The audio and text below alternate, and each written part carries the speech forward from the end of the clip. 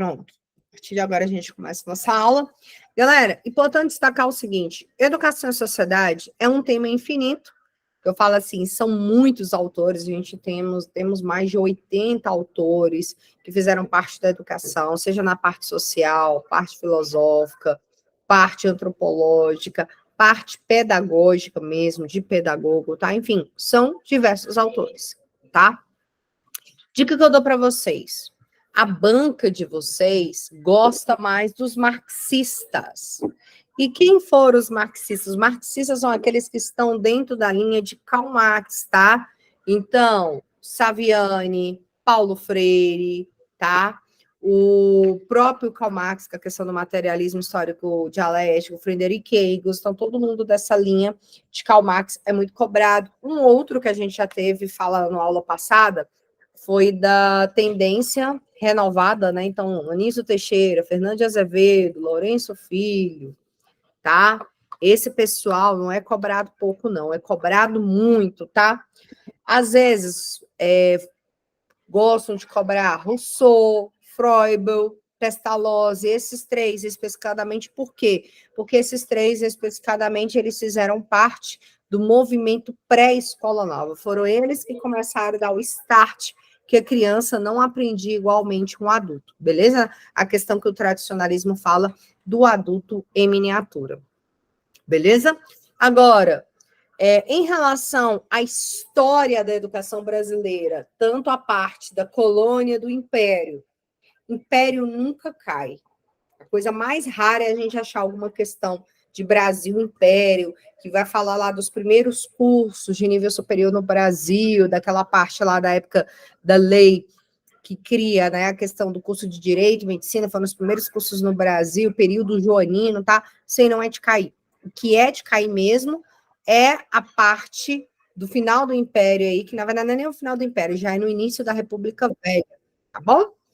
E o que a gente tem de importante dentro da nossa história da educação, tá? Estou só colocando aqui para vocês. A gente tem um período que a gente chama inicialmente de educação jesuística, tá? Com o padre José de Anchieta.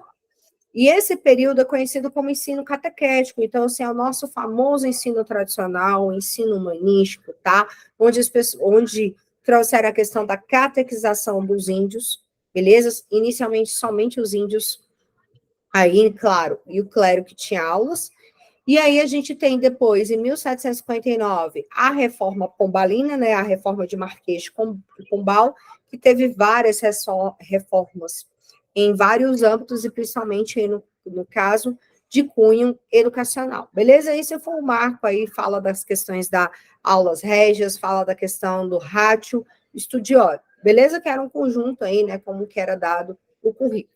Tá aí tudo bem? A gente tem o período joanino, né, que é dentro do período da nossa história do Brasil Império, como eu falei para vocês, isso não cai em prova, aí chega Brasil República, começa essa difusão, sair do tradicional, vinha a questão da escola nova, e essa questão da escola nova, a gente fez muitas questões, eu falei para vocês que gostam muito de cair, principalmente o marco do Manifesto dos Pioneiros da Escola Nova, em 1932, tá?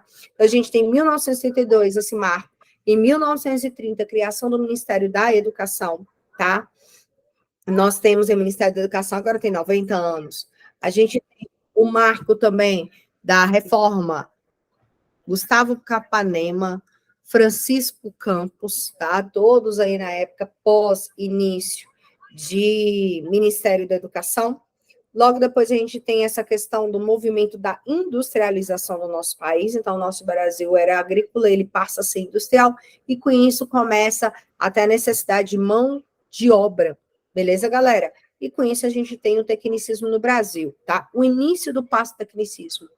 Nesse início do passo tecnicismo, em 1940, 1950, nós temos o nosso país, nessa época, bem forte o movimento da campanha em defesa da escola pública, como Fernando Henrique Cardoso, Florestan Fernandes, foram grandes intelectuais da época, sociólogos, que trabalharam nessa movimentação. E também Anísio Teixeira com a movimentação da criação da nossa primeira LDB, que ela foi datada em 61. Em 59, nós temos o segundo Manifesto Pioneiros da Escola Nova, que é conhecido como, mais uma vez, os Convocados. Então, lembre-se, a gente tem um em 32 e tem um em 59. E foi, inclusive, esse manifesto que culminou a criação do primeiro Plano Nacional de Educação. Primeiro Plano Nacional de Educação, que data em 62 e teve duração de 8 anos. Quando a gente tem a questão do regime militar em nosso país, em 68 a gente já tem o acordo MEC-USAID, que são o decreto 5540, lei 56, decreto 5540 de 68, tá, gente? Que é o acordo MEC-USAID, e depois a gente tem a segunda LDB, que é a 5692 de 71, conhecida como LDB tecnicista, beleza? Depois, a gente tem o período da redemocratização da sociedade, ali com as diretas já, 1985, a gente tem a criação de uma nova Constituição Federal, que é a última, sexta, a promulgada, tá? E aí nós temos a LDB em 96, tá? A última aí para vocês. É importante destacar que em 2001 a gente teve o PNE, o segundo, que acabou em 2011, depois a gente tem o de 2014, está vigorando até hoje. Depois a gente tem a Política Nacional de Valorização dos Profissionais da Educação, com a questão do piso, em 2008. A gente tem em 97 a criação dos parâmetros curriculares nacionais, beleza? Que é o modelo de educação a ser seguido, o modelo de educação norte-americana, tá? Foi esse o modelo. Depois a gente tem, em 2014, o start para a criação da nossa BNCC. A gente teve, em 2017, da educação infantil e ensino fundamental. E logo depois, aí, em 17, a gente tem, 18, 17, 18, aí, a questão do ensino médio. Perfeito? Então, só trazendo aí contextualizações para vocês entenderem isso. Hoje, como eu falei para vocês, o que mais é essa parte aí para vocês que eu falei de escola nova, os dias mais de hoje, alguns autores, como eu falei para vocês, marxista, Paulo Freire está em toda a prova, isso não preciso nem deixar de citar. Agora, aqueles autores mais antigos, Sócrates, Aristóteles, Platão, esses já são mais difíceis de cair em prova, tá? Tem bancas muito específicas. Gosto de cobrar, às vezes, um instituto federal, uma banca de prefeitura, beleza? Agora, os autores de vocês, graças a Deus, são mais usuais, mas eu tenho questões aqui que Sebrasco cobrou Rousseau, tá? Freud, essas questões. Fechou? Galera, alguma dúvida especificadamente sobre isso? Alguma curiosidade sobre essa questão de educação e sociedade?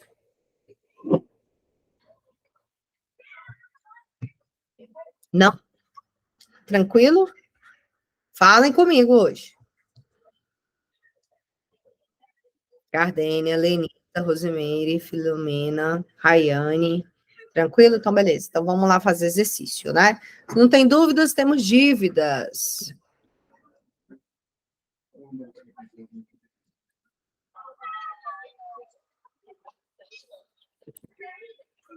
Vamos lá.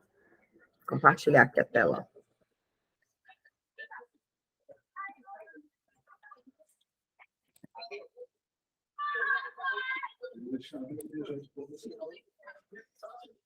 Pode abrir. Gente, eu tô tão feliz de estar aqui com vocês. De verdade.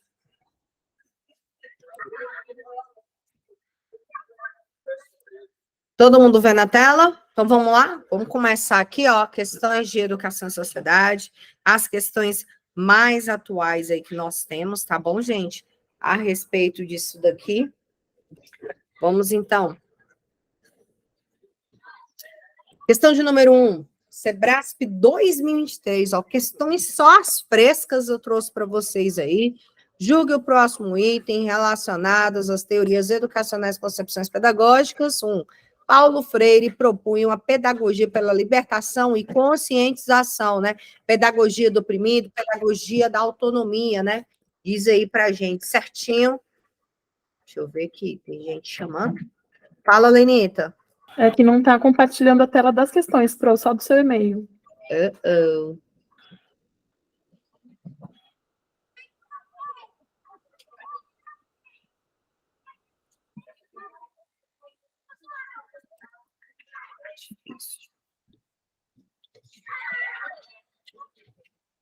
Amor, por que não está compartilhando?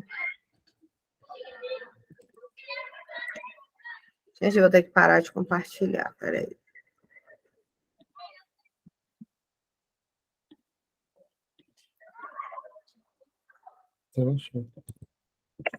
Mas não vai.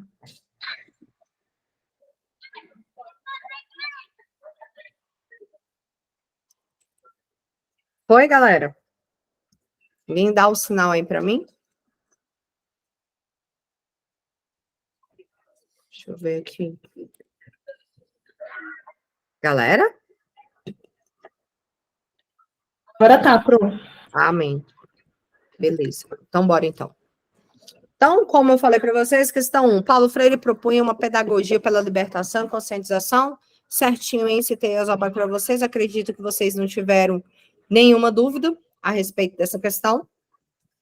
Questão de número 2, tá? Sebrasp tem muito tempo que não cobra autores mais antigos, mas cobrou aí no CED Paraná.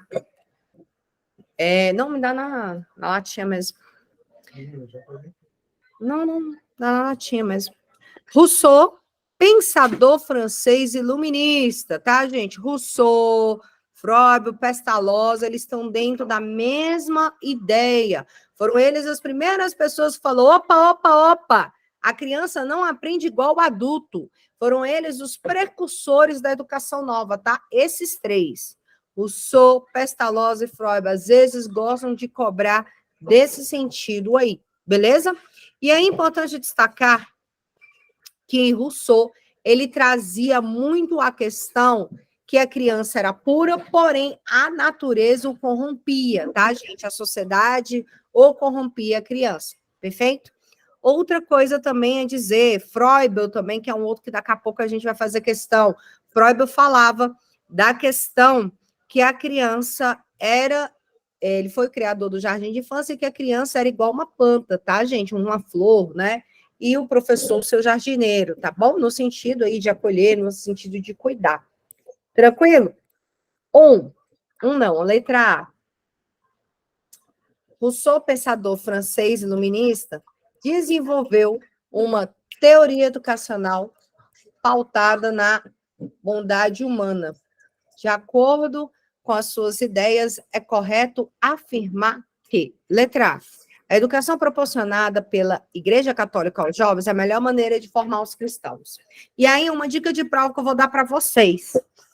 Muitas vezes vocês se perdem porque você, cara, é tanto autor, eu não vou responder esse trem, não. Mas olha só, é preciso você botar na sua cabeça. Rousseau, ele é um autor tradicional. Primeira coisa que você tem que pegar do autor é ver. Ele é tradicional, ele é contemporâneo, igual Paulo Freire a gente identificou. O Rousseau, ele não é tradicional, ele não é contemporâneo, ele é o quê? Precursor da escola nova. Já falou aqui, ó, iluminista. Tranquilo? Então, logo, essa questão da Igreja Católica aos jovens, formar cidadãos, ele traz a ideia do que aqui? Do tradicional. Ele traz aqui uma questão de educação catequética, tá? Então, logo a gente já sabe que está errado. B, o ser humano é bom por natureza, mas a sociedade o corrompe. Beleza, gente? Então, logo, letra B, certinho aí com a ideia dele. C, as grandes escolas são os melhores lugares para a formação do caráter dos jovens? Não, tá, gente? Segundo Rousseau, e aí a gente precisa trazer a questão da escola nova. Quando a gente fala em escola nova, precursão, a gente quer dizer o quê? Que logo, o mais importante é a escola ou é o estudante? É o estudante. O foco aqui é no estudante, é na criança, principalmente. D, o desenvolvimento científico deve estar presente em todas as etapas do processo educativo? Gente, quem fala em desenvolvimento científico são outros autores. Por exemplo, Herbert traz a ideia da educação, a pedagogia enquanto ciência, beleza? E o Herbert, por exemplo, ele traz no tradicional. A educação deve modelar a criança para determinados fins. Olha ali, modelamento de criança. Opa, se ele fala que a preocupação dele é com a criança, como a criança comporta, como a criança aprende, o foco tem que ser nela, logo não temos modelamento. Logo, 2, letra B. Conseguiram? Vocês chegariam na alternativa fazendo dessa forma que eu falei para vocês, turma? Sejam sinceros comigo. Eu quero que vocês comecem, quando chegar a questão de educação e sociedade, deixa eu ver, cadê vocês aqui? Educação e sociedade, gente, chegou a questão dessa forma, é tentar contextualizar na história. Você não precisa saber horrores, tá? Ficou claro aí para vocês? Tranquilo? Eu fiquei entre a certa e a outra que não era. A Gardênia falou aqui. Beleza. Vamos lá, então. Próxima. Então, 2, letra B, povo. 3.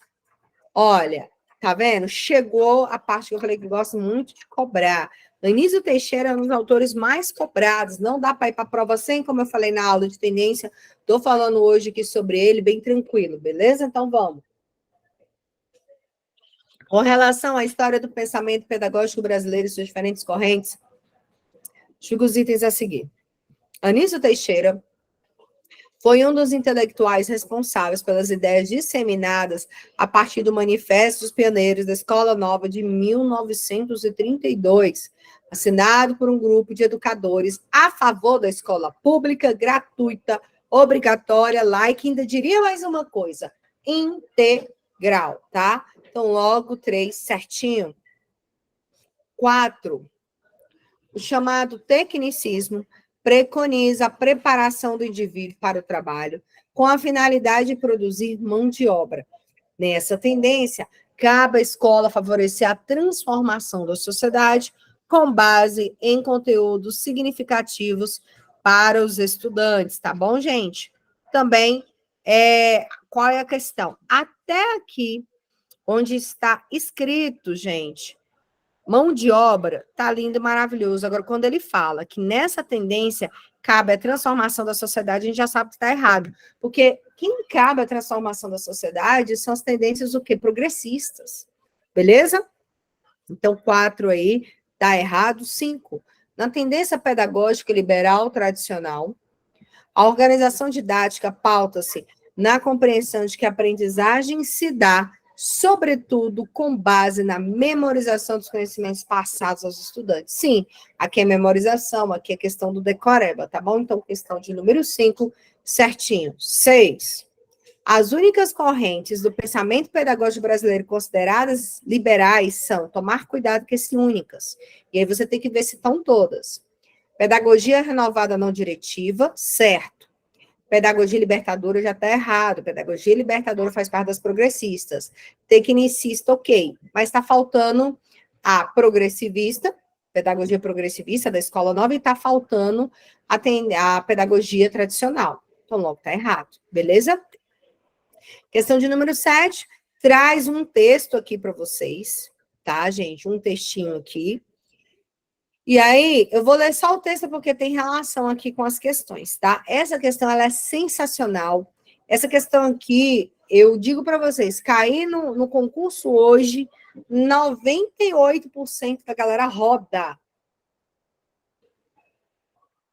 Tá? Então, vamos lá. No início da década de 60 do século XX, existiam basicamente 3 grupos que dirigiam a campanha de defesa da escola pública no Brasil. O primeiro defendia as ideias liberais pragmatistas. O segundo, as ideias liberais idealistas. E o terceiro, as ideias socialistas, tá? Então, ó, pragmatista, a gente lembra da galera da escola nova, né? Pragmatismo, uma filosofia fundada por John Dewey, tá? Terceira ideia socialista, aí a gente vai lembrar quem foram os socialistas que eu falei ainda agora para vocês, aqueles que instituíram a campanha nacional em defesa da escola pública, Florestan Fernandes, Fernando Henrique Cardoso, beleza? E a gente também tem um conjunto das ideias liberais idealistas também, tá, gente? Então, logo, eram 3 grupos.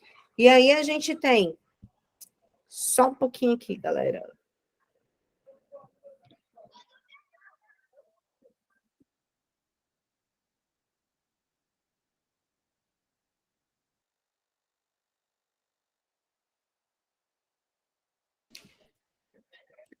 E aí, ó, só colocando aqui para vocês, ele já traz a ideia aqui do número 7. Anísio Teixeira representava o grupo que defendia a ideia dos liberais pragmatistas. Olha só, você é um que não estudou direito para a prova, mas se você lembrar de John Dewey, você lembrar que Anísio Teixeira trouxe a corrente dele para o Brasil, você gabarita a questão, porque você vai lembrar que John Dewey, ele baseou a sua filosofia no pragmatismo. O que é o pragmatismo, professor? Pragmatismo é botar a mão na massa, eu aprender fazendo, tá, gente? É a educação a serviço da prática. Tranquilo? Para qual a escola era colocada acima da sociedade como promotora da harmonia social. Certinho, aí você lembra, ela não deixou de ser liberal. Por isso que fala promotora de harmonia social. Fechou? Tranquilo? 8. A aprovação da LDB em 61 foi 61? Foi. Conhecida como LDB de Anísio Teixeira. Foi comemorada por os três grupos citados no texto como uma vitória em favor da escola pública e das forças democráticas populares. Certo, gente? E falo para vocês, desde os anos 30, cobrava-se a criação aí da nossa LDB, porque até então a gente só tinha artigos na Constituição, e isso só não era suficiente. A gente precisava de uma lei de diretrizes e bases, né? Organização da nossa educação nacional. Beleza? Vamos lá, próxima.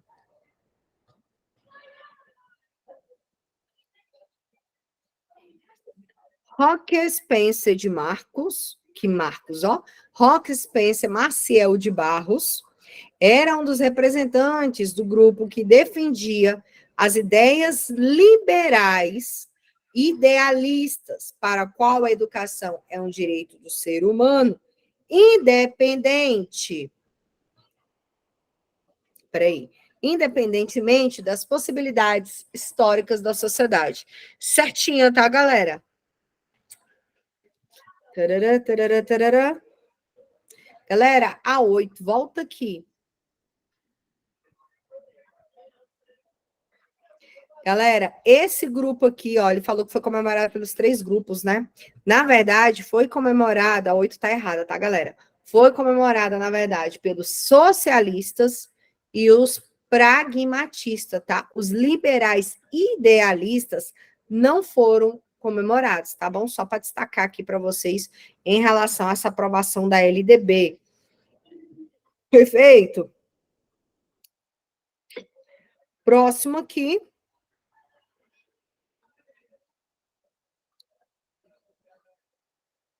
10. O grupo que defendia as ideias socialistas, que é aqui, ó, o último grupo, terceiro, almejava instituir uma escola que fosse capaz de socializar a cultura para as classes trabalhadoras, certinho, tá, gente? Então, essa época já era a época aí de Paulo Freire, tá? E aí uma das ideias era isso, porque na época, qual era o grande problema do nosso país na educação? Nessa época, o grande problema do nosso país na educação era em relação ao analfabetismo, tá? O analfabetismo nessa época, anos 40, 50, 60, era grande em nosso país. E você sabe que no início da República, uma das condições para se votar no nosso país é que fosse, pelo menos, alfabetizado, beleza? Quem me chama? Quem me chama, Gardênia? Gardênia. Gardênia. Gardênia? Você levantou a mão, princesa. 7. Vamos lá. 7 certo, 8 errado, 9 e 10 certo, tá, gente? Tranquilo? Ficou alguma dúvida? Pode perguntar. Fala comigo, gente. Oh, meu Deus. Minha cachorra quase cai, gente, ali de cima. Rapaz, cochilou ali. Peraí. Ei, Moana. Se assustou, mamãe? Se assustou. Deita aqui. Você não tem que dormir lá em cima, não, moça.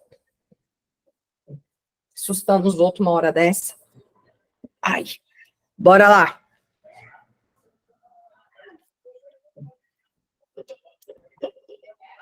Pessoal, deixa eu ver aqui.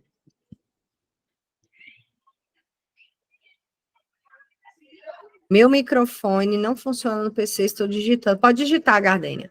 Galera, eu só quero saber o seguinte, ficou alguma dúvida? Vocês estão num silêncio? Ficou claro essas questões aqui, todo esse movimento? Fala para mim. Hoje é o dia, não vai passar nada despercebido aqui, não. Todo mundo tranquilo?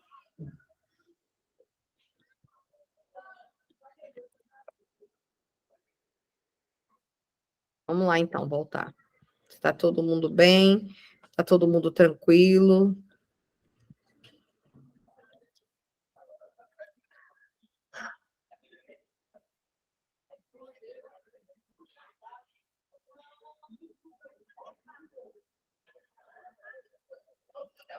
Vamos lá.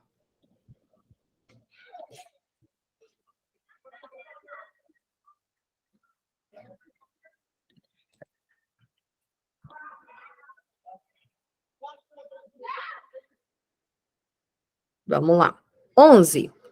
Sebrasp 2022, Prefeitura Municipal de Joinville, Santa Catarina, professor de Educação Infantil.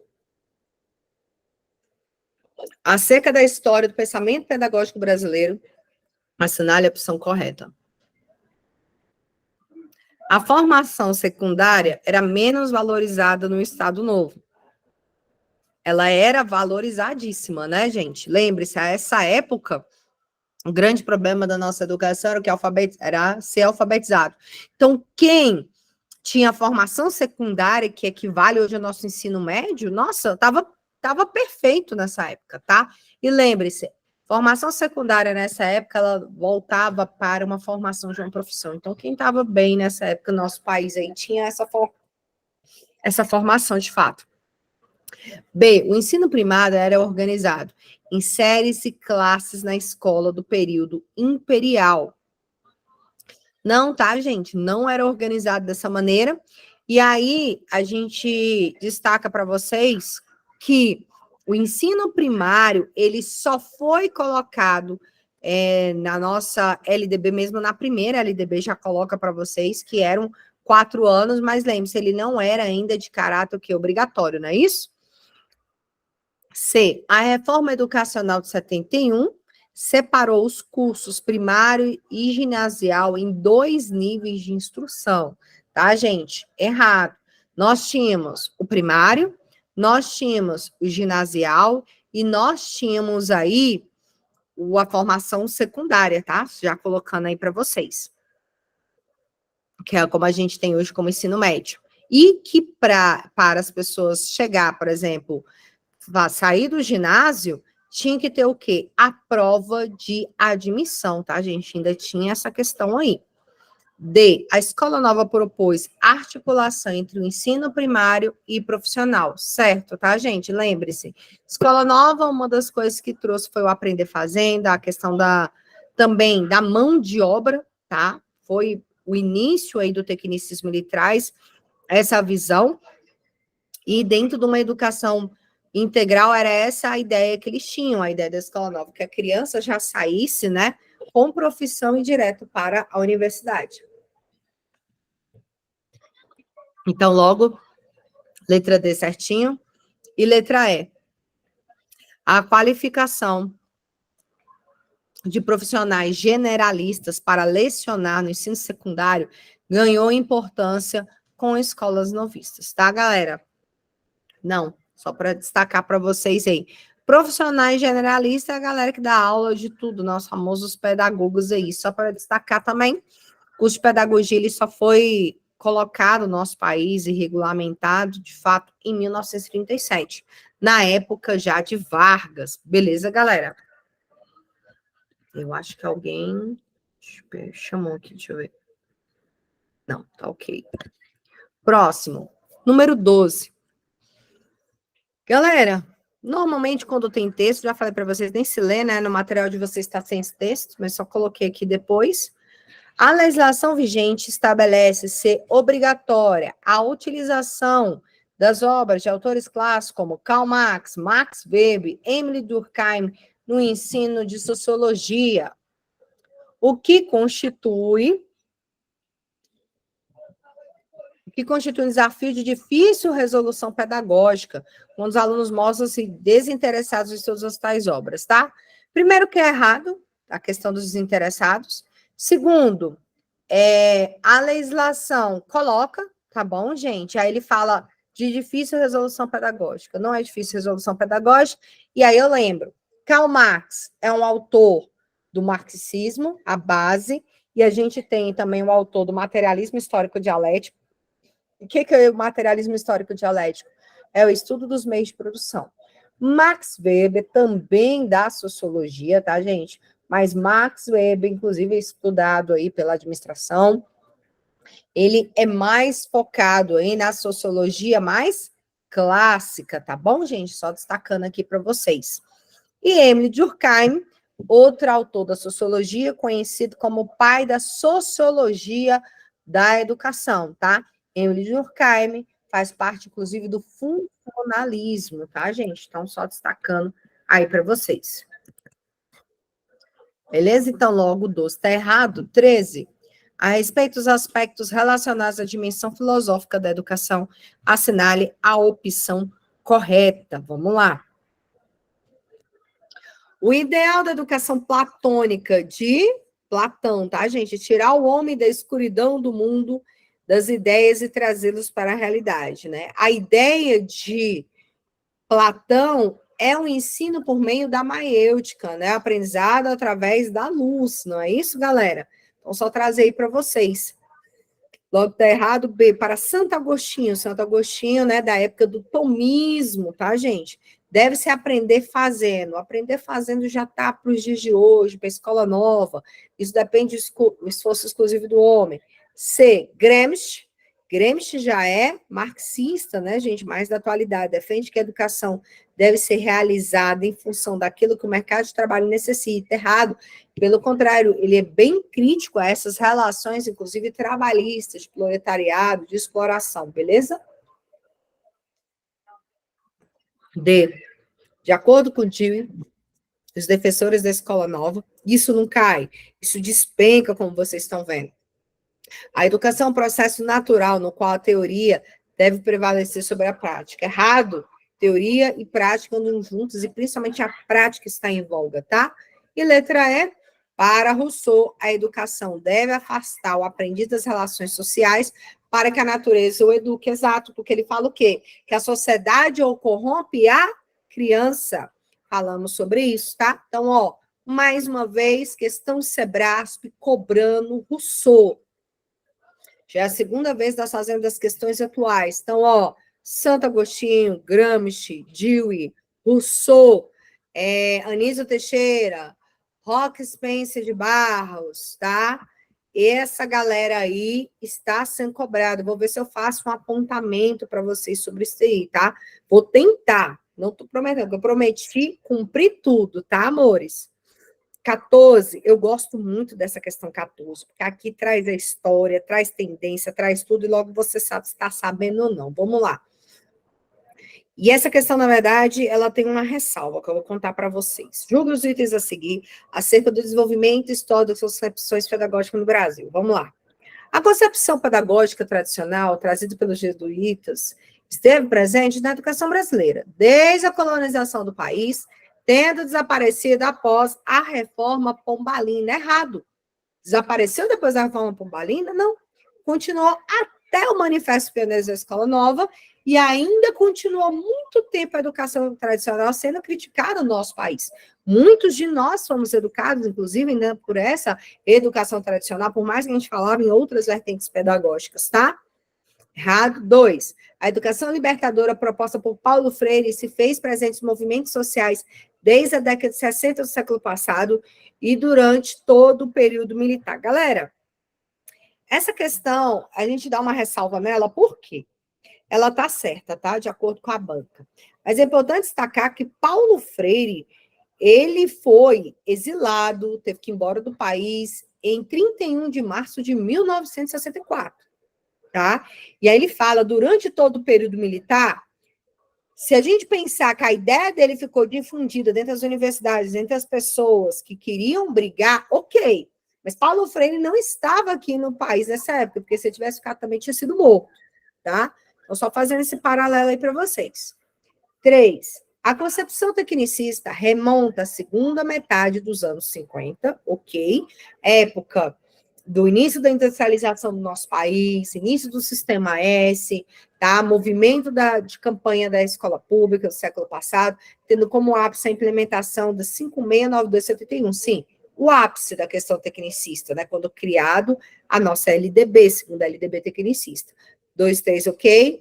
4, a concepção crítico-social dos conteúdos teve segundo auge no período da Segunda República. Olha só, que você não precisa nem só saber conhecimentos pedagógicos, tem que saber história.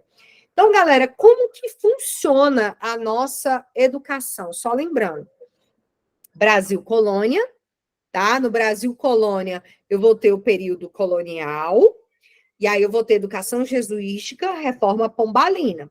Depois eu vou ter a educação no período imperial, aí eu vou ter primeiro reinado, segundo reinado, tá? E aí eu vou ter período joanino, que é o de Dom João VI, tá? Período aí colocado no início do Império. Depois a gente vai ter a República. E aí a República começa com República da Espada, tá? São os 4 primeiros anos aí pelos 2 marechais, o Floriano, o Deodoro. E a gente tem conhecido como República Velha, que é de 1889 até 1930. Daí a gente vai ter Nova República? Não. Segunda República, qual é o período da Segunda República? Segunda República é a época do Estado Novo, governo provisório de Vargas. Essa é a Segunda República. Nessa época, a gente tinha uma pedagogia renovada, uma escola nova, então logo já está errado. Depois, perdão, a gente entra na República Populista, tá bom, gente? De Clemente Mariano, de JK e Jango. Depois a gente entra no período militar, dos militares. Depois, a gente vai entrar no período da redemocratização, que a gente chama de Nova República. Aí sim, eu vou ter Nova República como concepção crítica social dos conteúdos, e não Segunda República. Seria a Nova República, e se você for contar, é o 6º período aí, tá bom? Que é até os dias de hoje. Fechou? Então, 14, letra C. 15, Freud, que criou o primeiro estabelecimento educativo para crianças pequenas, o Jardim de Infância, defendia que o objetivo principal da educação era o de cuidar e preparar os educandos para a futura inserção da criança no ensino formal. Gente, ele foi o criador do Jardim de Infância, ok, tá? De fato, desde bebês, ele trazia essa questão da educação. Agora aqui, ó, cuidar, preparar os educandos para a futura inserção da criança no ensino formal, não era esse o grande objetivo dele, tá? Ele realmente foi um cara que se preocupou em estudar a criança em sua integralidade. Esse, inclusive, Jardim de Infância, né, era para crianças aí de bebês até 7 anos de idade, destacando para vocês. 15 errado, 16. No Brasil, o governo militar não influenciou o sistema educacional de sua época, já acabou com tudo, porque influenciou, porque mudou, e mudou de goela abaixo, pois os objetivos da educação referem-se aos aspectos específicos das instituições de ensino, como a profissionalização do nível médio e a integração dos cursos superiores de formação tecnológica, já vinham sendo discutidos há mais de meio século, tá bom, galera? Então, só colocando, quando falo não influenciou, é que deixa o erro, agora o resto tá ok. Então, 16, errado. Fechou?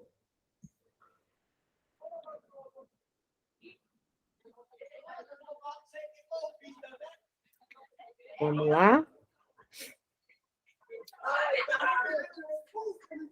Isso, importante fazer o marco histórico, tá, Lenita? Ano a ano. Galera, quero saber, tá ok? Professora, e a palmatória, da onde surgiu? Cara, a palmatória pessoal fala muito que ela veio com a questão do ensino tradicional mesmo, tá? É tanto que a Educação Nova veementemente critica essa questão. Agora, eu vou fazer essa pesquisa que eu não sei. Quem criou? Ah, boa. Jesuítas, tá, gente? Foram os jesuítas lá na época do tradicional aí, só para colocar para vocês aí. Eles foram os caras que trouxeram isso para disciplinar os indígenas, tá bom? E foi também perpetuado aí na escravidão africana, tá bom, gente? E era aplicado aí principalmente aos negros desobedientes. Depois ninguém me fala que não tem necessidade de fazer cotas, né, gente? Então, só para colocar aí a vocês. E era usado mesmo, gente. Não, esse negócio aí. Minha mãe chegou a ter palmatória. Sinceramente, minha mãe falou, errou tabuada, levava palmatória. Enfim, né, gente? Como que. Foi um dia desse isso. Vamos lá? Vamos pegar agora milho, caramba. Vamos pegar agora avaliação, foi? Deixa eu olhar aqui.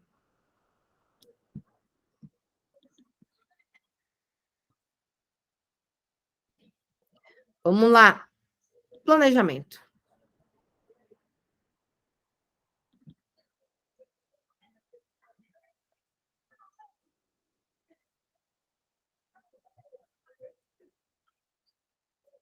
Vamos lá. Planejamento, galera. Galera, o que vocês precisam saber de planejamento? Só fazendo uma revisão rápida aqui.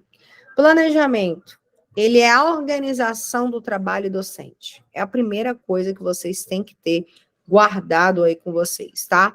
Outro ponto que gosta muito de cair é em relação às suas características, então, flexibilidade, organização, tá bom? Outro ponto também importantíssimo que gosta de cair, a diferença entre plano da escola, plano de ensino, plano de aula. Então, lembra-se que o plano da escola, ele é o maior de todos, ele é o marco, tá? Então, a gente tem como um grande exemplo aí o PPP.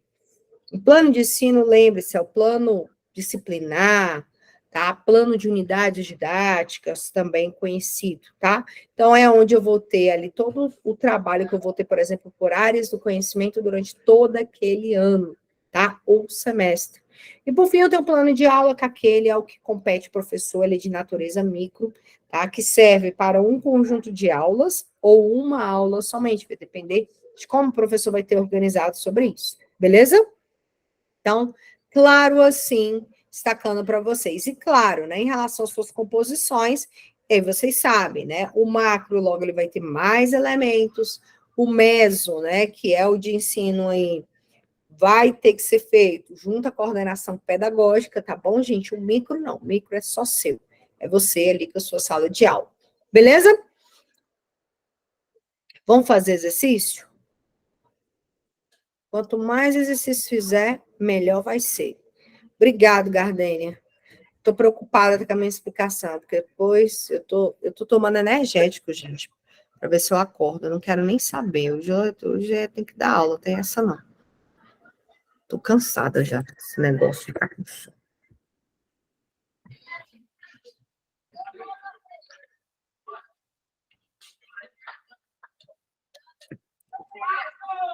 Vamos lá? Peguem as questões de vocês de planejamento, meus lindos. Vamos lá, questão número 1, ó, questão atualizadíssima. FGV 2023, Seduc Tocantins, professor de educação básica, orientador educacional. O plano de aula é um detalhamento do plano do ensino.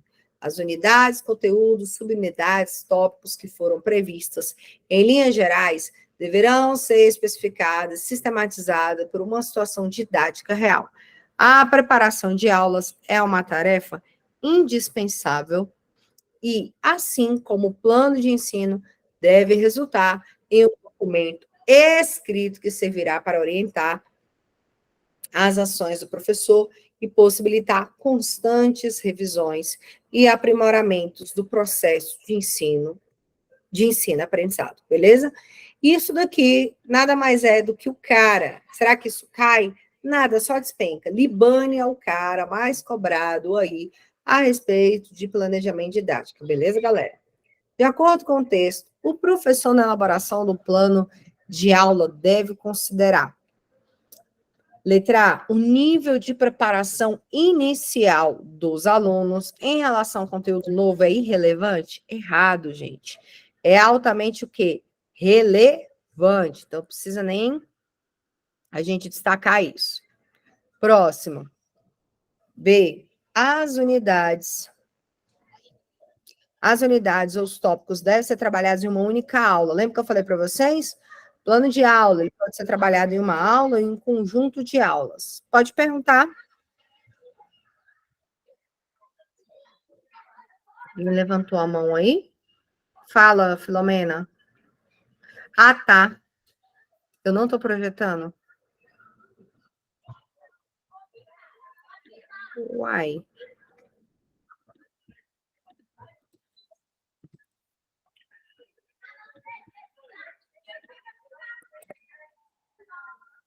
Todo mundo está vendo agora?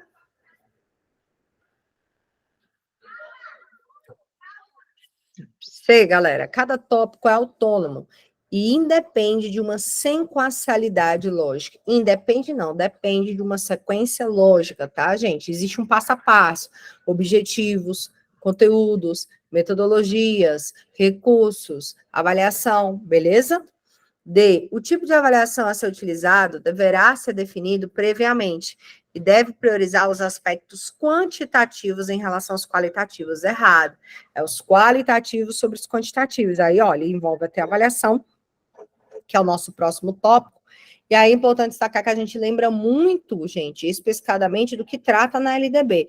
Sempre a parte qualitativa sobre a quantitativa, beleza? E, por fim, letra E. O tempo de duração dos momentos de desenvolvimento metodológico variam conforme o processo de ensino-aprendizado, tá, gente? Exatamente, beleza? Vai depender muito da metodologia utilizada. Importante destacar que nós temos N metodologias, tá? Galera aí que vai fazer para esse EDF, importante, né, galera? Principalmente atividades, na verdade. Identificar todo esse processo metodológico, beleza? Próximo, escolha do método. 2. FGV 2023, Prefeitura Municipal de Jaboatão dos Guararapes, Pernambuco, professor 2, matemática. A ação de planejar não se reduz ao simples preenchimento de formulários para controle administrativo. Isso daí é a crítica de Libane, inclusive, tá?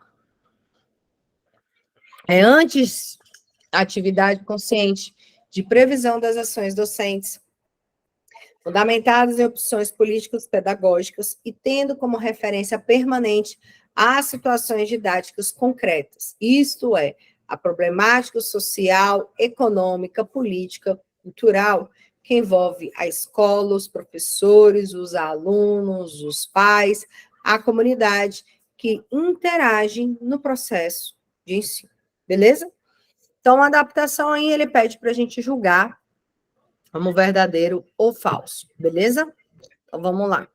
Expressar os vínculos políticos, aliás, expressar o posicionamento filosófico, político, pedagógico, profissional e ações efetivas que o professor irá realizar na sala de aula, por intermédio de objetivos, conteúdos, métodos e formas organizativas de ensino. Certíssimo, né? Próximo. Assegurar a racionalização, a organização e a coordenação da ação docente. Galera, isso aqui é a definição do que é planejamento. E vocês vão ver isso recorrentemente sendo cobrado. Isso é cobrado em todas as bancas. Não é só Sebrasp, não é só Itame, não é só IBEST, é todas, tá? Todas cobram isso daí. De modo que a previsão das ações docentes possibilite ao professor a realização de um ensino de qualidade e evite a improvisação e a rotina. De fato, é isso. E a flexibilização, tá, gente? É justamente para isso também. Próximo. Atualizar os conteúdos do plano sempre que for preciso, aperfeiçoando em relação aos progressos feitos no campo dos conhecimentos, adequando as condições de aprendizagem dos alunos aos métodos, técnicas e recursos de ensino que vão sendo incorporados nas experiências do cotidiano. Beleza? Então, só colocando para vocês, está certo? Então, logo, letra A. 3. FGV 2023, Prefeitura Municipal de Jaboatão dos Guararapes, Pernambuco, professor Libras. Letícia, professora, está montando um plano de aula sobre a desigualdade social no Brasil. Ela considera importante conscientizar os alunos sobre esse problema persistente na sociedade brasileira e espera que, ao final da aula, os alunos compreendam como se configura essa triste realidade. É correto afirmar, nesse caso, que além do tema da aula, Letícia já definiu. Olha bem, ela está montando um plano, considera importante a conscientização, e no final da aula, o que ela mais espera é que os estudantes, de fato, compreendam, né, essa realidade. Então, logo, o que ela já definiu? Os conteúdos das metodologias? Não. A justificativa e o objetivo geral. Porque entenda o seguinte, justificativa é o porquê. Então, qual é o porquê aqui? Os alunos compreendam a triste realidade da desigualdade social do Brasil. E qual é o objetivo geral? Os alunos compreendam como se configura a triste realidade da desigualdade social no Brasil. Beleza, galera? Então, logo, eles querem que verifique o que é a justificativa e o objetivo geral. Tranquilo? Perfeito? Conseguiram ver isso, galera? Aqui é mais interpretação mesmo, entendeu? O porquê, o para quê, né? A quem. Então, deixou bem claro aqui, é o porquê, onde quer se chegar também. E aonde eu quero chegar é o quê? É o meu objetivo geral. O meu objetivo geral. O detalhamento, como que eu vou fazer isso? O detalhamento, os objetivos específicos. Beleza? Conteúdos, né? O que será trabalhado, metodologia, a forma que eu vou aplicar os conteúdos, tá? Através dos métodos, tá? É explicação, é aula, é role play, é teatro, é dramatização, é seminário, é simpósio, enfim, recurso, o que eu vou utilizar para dar a minha aula, o que eu vou precisar. E avaliação, né, é o fechamento de tudo, o feedback, como que isso foi desenvolvido. Fechou? 4. FGV 2023, Tribunal de Justiça Rio Grande do Norte, analista judiciário, apoio especializado em pedagogia. Um grupo de educadores se une com o objetivo de fundar uma instituição de ensino. Diante dessa tarefa, conclui que a perspectiva de planejamento participativo é a que melhor se adequa à sua visão. Pode-se concluir que o grupo deseja conduzir sua organização de modo que ela, letra A, considere o público para além dos objetivos internos, deixando-se orientar pelo grau de satisfação errado, tá, gente? B, se assemelha ao gerenciamento de empresa. Se eu estou falando de planejamento participativo, logo não é uma visão empresarial. Para ser a visão empresarial, eu teria que falar aqui planejamento estratégico. C, permita que os processos se desenrolem naturalmente, sem o controle que caracteriza as corporações. Outro ponto aqui, tá, gente? Erro. Sem o controle, tá? Ele fala, precisa ter uma organização, não pode ser desenrolada naturalmente. D, seguir por parâmetros objetivos e verificáveis, prezando pela neutralidade no campo ideológico, tá? A questão da neutralidade aqui, né, já deixa errado. Letra E, empreenda um projeto de transformação social, colocando as ferramentas da gestão a seu serviço. Aqui sim, redondinho, tá, gente? 4, letra E. 5. Vamos lá. FGV 2022, analista técnico, pedagogia. Vamos nessa. A escola e a atividade docente ganham unidade e coerência na medida em que explicitam suas diretrizes e determinam seus objetivos nos procedimentos de planejamento. Na educação formal, esse planejamento é organizado em níveis que vão desde o plano mais geral das políticas educacionais do Estado até a situação mais concreta em uma sala de aula. Uma atribuição do plano de ensino é, vamos lá, letra A, prever que os conteúdos específicos para uma única aula ou uma pequena série de aulas, e, portanto, deve ser feito de forma quase que diária pelo professor? Não, galera, isso é o quê? É o plano de aula, não é o de ensino. O de ensino é para um semestre, para o ano, beleza? B, considerar as condições sociais e culturais dos alunos, e incluir o aprovisionamento de conteúdos referentes às eventuais faltas na formação prévia, tá, galera? C, ser construção coletiva do corpo docente que garanta unidade ao trabalho escolar, definindo suas bases teórico-metodológicas e administrativas, tá? Galera, aqui traz mais a questão do plano da escola, o global, maior, tá? De manter-se subordinado aos planos nacionais, os quais oferecem determinações detalhadas para a atividade do professor em sala de aula. Galera, lembre-se, deve-se seguir as orientações nacionais, mas existe uma flexibilização, né, em relação a como vai ser executado esse plano, até porque quem conhece melhor os alunos são quem? O professor, beleza? Letra E.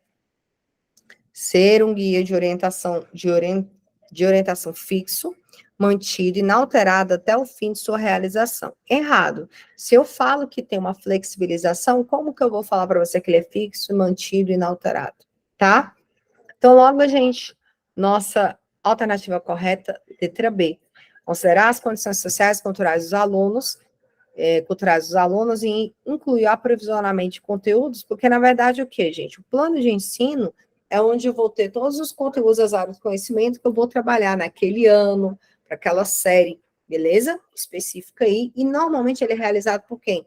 Pela coordenação pedagógica junto ao time de professores, tá? Que vai ser definido o que vai ser trabalhado. Aí, lembrando, sempre atender às ordens da Educação Nacional, verificar o que está na BNCC, verificar o que está no currículo municipal, estadual, que muitas das vezes já vem definido, perfeito? Então, 5, letra B. 6. Galera, tá todo mundo bem? Escreve para mim aí. Quando vocês ficam nesse silêncio doido, eu fico na dúvida. Você estava com dúvida antes, Gardene? Agora passou? Questão boa, 3, né? 3, sensacional. Só questão atual. Fechou. Então, vamos continuar. Porque hoje eu quero arrochar vocês até umas horas. Tem um exercício a treinar aqui. Qualquer coisa, vocês me chamam. Vamos lá.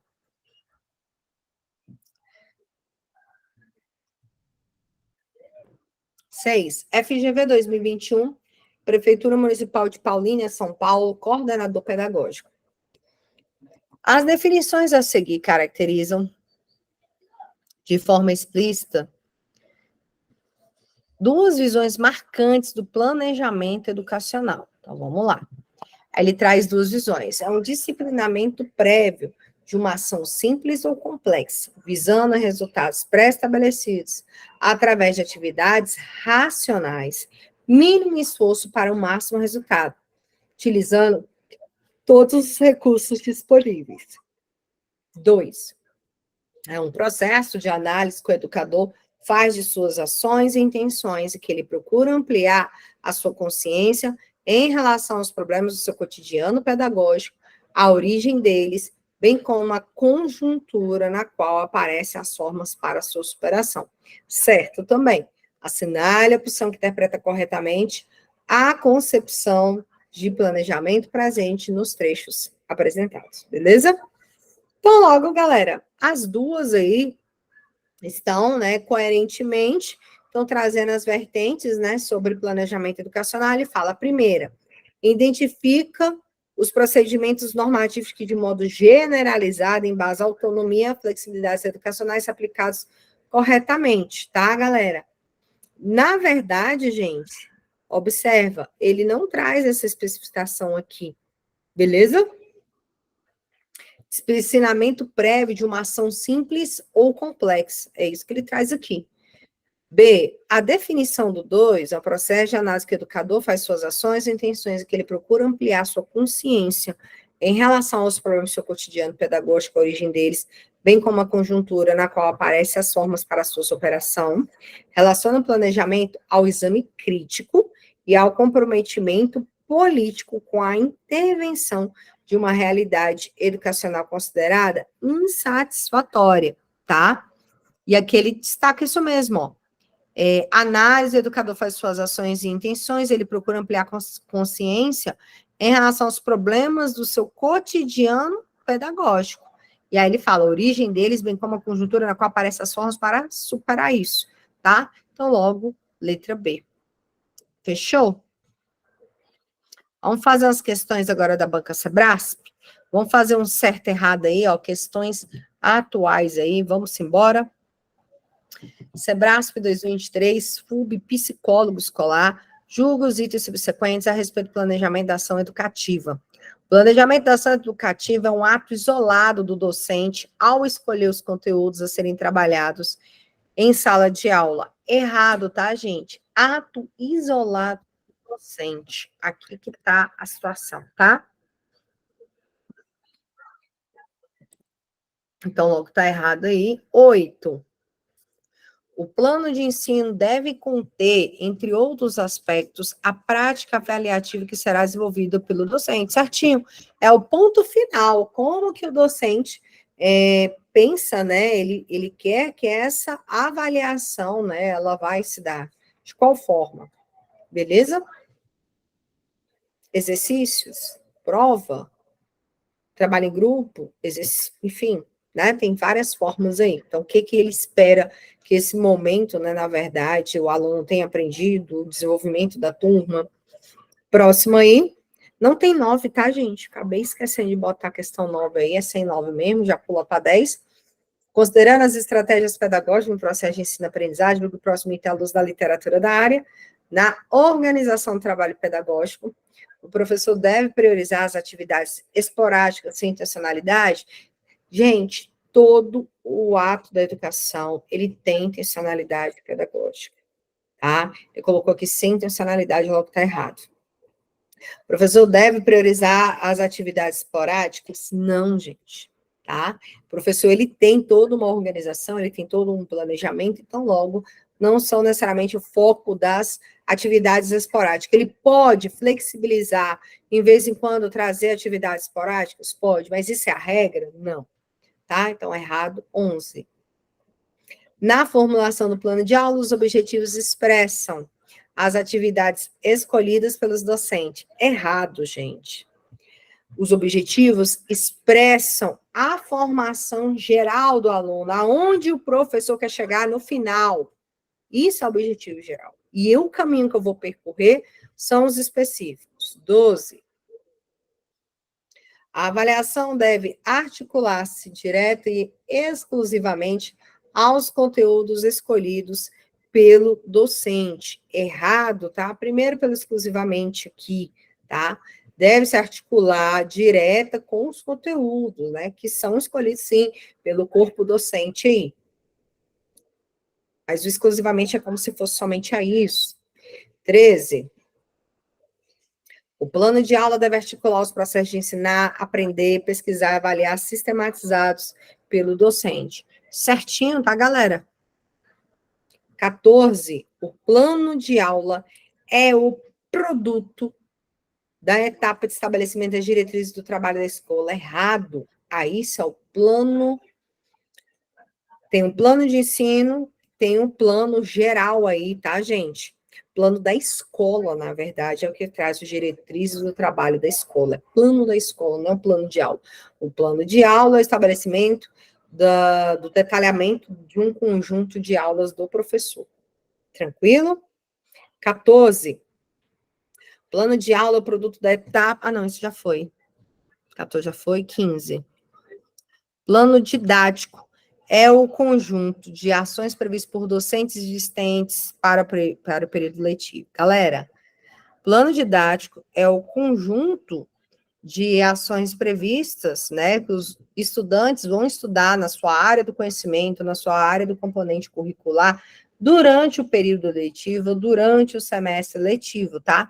Aí ele fala ações previstas por docente e discente não prevê nada, gente. Eles são, no caso aí, né, o centro do nosso processo educativo. É para eles que nós vamos fazer esse plano. Tranquilo? 16. Planejamento participativo deve prever dispositivos que resguardem práticas pedagógicas e administrativas que tenham sido estabelecidas pela escola. Não. Se eu falo que é participativo, então logo eu tenho a participação de todos, tá? Eu tenho o aluno, eu tenho o pai, eu tenho segmentos escolares, eu tenho todo o pessoal da escola, então não é determinado, é estabelecido. O estabelecido, gente, é um planejamento estratégico, vem de cima para baixo, você só obedece. Beleza? 17. Na elaboração de um plano participativo, deve-se, como primeiro passo, possibilitar que a comunidade escolar aponte os problemas a serem resolvidos. Tá bom, gente? De fato, certinho, tá? É um dos pontos aí. 18. Caracterizado comunidade social, planejamento escolar deve refletir na vida da comunidade, tá, gente? Aí que tá. Ele coloca aqui comunidade social. Então, na verdade, não é bem uma unidade social, é uma unidade educacional, tá bom? Refletir a vida da comunidade não seria bem o planejamento escolar. O instrumento mais propício aqui, gente, seria o PPP, tá? Dentro de uma perspectiva de gestão democrática, tá? Errado. 19. Sebrae 2022, Prefeitura Municipal de Joinville, Santa Catarina, professor de educação infantil, no planejamento pedagógico. O plano da escola tem como foco um momento de estudo específico. Errado, tá, gente? Na verdade, momento de estudo específico é o planejamento, é no momento aí fora, né, na verdade, do ambiente educacional, tá bom? B. O plano de aula apresenta diretrizes gerais para atividades coletivas. Gente, aqui apresenta uma diretriz para o trabalho ser desenvolvido na sala de aula ali, o professor com os alunos. Eles não é de maneira global, beleza? C. Plano de aula ser efetiva num dia de estudo. Errado, tá? Eu posso ter um dia de estudo ou um conjunto, na verdade, uma aula ou conjunto de aulas, seria o mais certo. D. Sequência didática compõe etapas de um plano de aula, tá, gente? Aqui, ó, certinho, lido, maravilhoso, é o passo a passo, né? Plano de ensino detalha as atividades a uma aula a ser desenvolvida, não plano de ensino, é um plano de aula. Então, você percebe que ele confunde, ele vai trocando plano da escola, plano de ensino, plano de aula, e ele vai cobrando isso de você o tempo todo, tá? Então, ó, Sebrasp gosta muito disso, como eu falei isso para vocês no início, aqui, a gente falando dessas questões. Questão de número 20, Sebrasp 2022, Prefeitura Municipal de Joinville, Santa Catarina, professor de educação infantil, caracteriza um planejamento de ensino reverso. Tá? Professora, o que é o famoso ensino reverso, tá, gente? É quando a gente troca, né? O professor vira o aluno ali que está participando, assistindo, e o aluno vira o professor, tá? Estimular a reversibilidade do pensamento dos estudantes. Não tá. B. Partir das expectativas da construção do conhecimento do professor. Bem, não lembre-se, eu estou trocando de lugar com o professor, tá? E outra, tem também o ponto do ensino reverso, eu partir para a prática, tá? Das aprendizagens aí. C. Estimular a experiência de aprendizagem paulativamente. Aqui é o mais certo, tá, gente? Logo, letra C. D. Instigar a adaptação dos estudantes a cada etapa de ensino errado. Conduzir os estudantes à revisão de conteúdos e práticas, tá? Logo, letra C, 21. Sebrasp 2022, Pernambuco aí, ó, ação de planejar uma constante na vida dos seres humanos. Quando se trata de ações pedagógicas, o ato de planejar torna-se ainda mais importante. A respeito do tema apresentado, julgue os itens subsequentes. Vamos lá. As práticas pedagógicas adotadas em sala de aula independem de planejamento escolar. O independe lasca. Depende, precisa estar relacionado. Beleza? Errado, 21. 22. Elaborar, executar e avaliar planos de ensino exige que os profissionais da educação tenham consciência crítica em relação à função político-pedagógica dos educadores escolares e aos objetivos gerais da educação escolar comprometida com a formação da cidadania. Esse é o objetivo, né? O exercimento aí de atores críticos, participativos aí, tá? A formação da cidadania vai trazer exatamente isso, certo? 23. Plano de ensino traduz a competência pedagógica do educador escolar, tá, gente? Galera, é importante destacar, plano de ensino, plano de unidades didáticas, plano curricular, ele não traz a questão da competência pedagógica. Ele vai trazer o detalhamento dos conteúdos que serão trabalhados durante o ano, naquela disciplina, naquela área do conhecimento, beleza? 24. A aula deve ser concebida com um momento curricular, no qual o educador faz a mediação competente e crítica entre os alunos e os conteúdos do ensino. Beleza? Certinho aí. –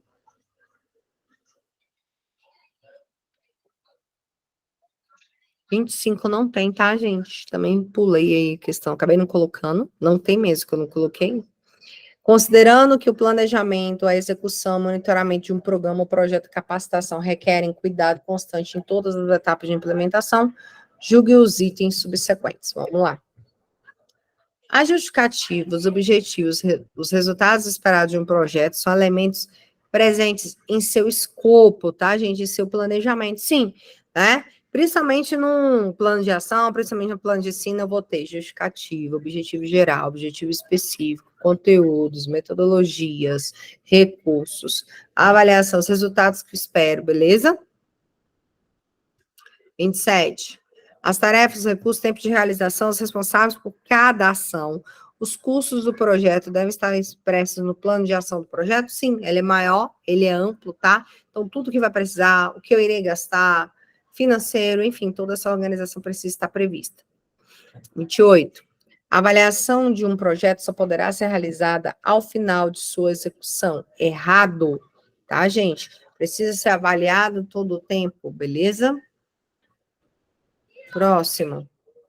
Aí a gente vai ter, ó, um plano de aula aqui, exemplo, tá? Fototropismo. Objetivo: entender a relação entre a luz e o crescimento das plantas. Etapas: formação de hipóteses, teste de hipótese, análise de resultados, conclusões, materiais que irão utilizar. Caixa de sapato, papelão, fita adesiva, tesoura sem ponta, estilete, lápis, fundo de uma garrafa PET, algodão, feijões para plantar, água, ok. Considerando o plano de aula apresentado anteriormente, as metodologias de ensino de ciência e assuntos correlatos, julgue os itens que se seguem. Beleza? Vamos lá, 29. Caso o professor de ciências deseje ministrar uma aula com base no plano de aula apresentado, mas não exista material suficiente para todos os alunos, este docente poderá, a fim de possibilitar a observação do fenômeno pelos estudantes, e realizar uma demonstração prática. Sim, gente, então, é aquela famosa história, né? É o replanejamento, é a flexibilização. Vi que não vai ser possível fazer de uma forma, então qual forma que pode ser feita? 30. Para a realização de uma aula de ciência que se baseie no plano de aula em questão, recomendo que o professor utilize desenhos de observação, que consiste em ferramentas que devem retratar fielmente aquilo que observa. Gente, como é que eu vou exigir do aluno um retrato fiel daquilo que está se vendo, né? Isso também depende da ótica, depende da observação ali, né, do desenho dele específico. 30. Aliás, 30, né? Errado, próximo. 31. As etapas apresentadas neste plano de aula não são compatíveis com a análise de dados por meio de pesquisas quantitativas. Errado. Ó, ele coloca aqui, ó, formação de hipóteses, conclusão, análise de resultados. Então, logo, eu vou ter sim, tá, gente? Aqui, ó, eu vou ter sim a questão quantitativa, tá? Ele fala que não são compatíveis, são. 32. O plano de aula apresentado é compatível com experimento e investigação. Sim, aqui é uma famosa experiência que ele colocou. Beleza?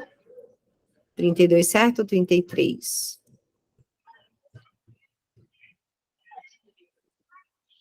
Trazendo aqui para vocês organizar uma sequência didática a respeito do gênero textual convite, a professora da turma de primeiro ano do ensino fundamental explorou as experiências dos alunos quanto à vivência de festas de aniversário, uma vez que é reconhecida a pertinência de se fazer um convite para esse tipo de festa.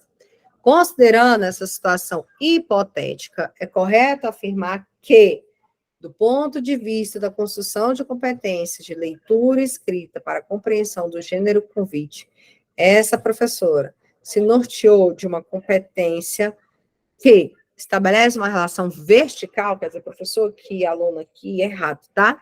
Então, lembre-se, gênero convite, então trouxe todos aqui para juntos. Aplica conhecimentos teóricos de modo adequado, vivencia festa de aniversário com elemento motivador, reconhece uma situação concreta como ponto de partida. Qual é o exemplo? Uma festa, uma situação concreta, vivenciada. Então, logo, letra D. Tá? 34.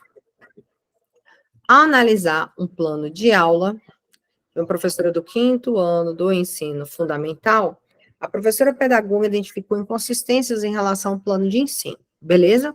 Então, nessa situação, né, o que cabe ela fazer? Vamos lá. Caberia ao diretor da escola avaliar planos de aula dos docentes e não a professora pedagoga? Errado, tá, gente? Foca aqui a pedagoga em si. B. A professora pedagoga deve conversar com a professora do 5º ano para compreender os motivos das inconsistências, se necessário solicitar que realize o reajuste. Seria esse, digamos assim, ponto mais específico? Sim, gente, até para conversar, entender, ajudar o papel do supervisor, do coordenador pedagógico, que é justamente, né, coordenar, ajudar na ação docente. Perfeito? 34, letra C, 35.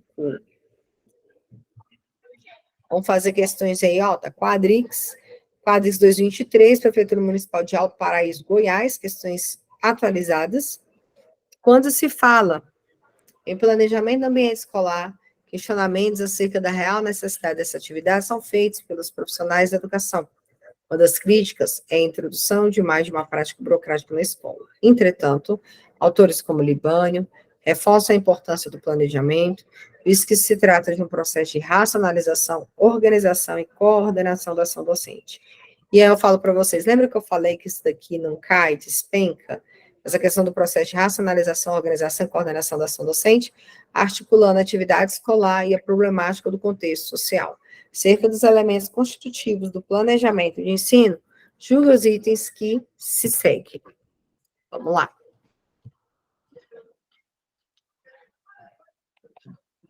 Aí ele traz aqui para vocês. É preciso que o professor tenha conhecimento do assunto a ser ensinado e domine o método que usará para ensinar, independentemente do aluno para quem ensinará. E aí é importante a gente observar esse detalhe, gente, quando ele fala da gente não ligar necessariamente aí, tá? Mas lembre-se, ele precisa, tá, ter conhecimento desse assunto, ele precisa dominar o método, mas independente do aluno, o foco é no estudante, beleza? Então, logo o princípio aqui que ele aprenda. Então, logo aqui está errado. 2, o professor deve, primeiramente, realizar uma avaliação diagnóstica, né, que é o ponto inicial aí de todo o trabalho educativo, que ali a gente vai ter o feedback de como irá fazer o trabalho durante o ano, que favoreça a obtenção de informações visando a construção de um planejamento eficaz, tá? 2 aí, certinho.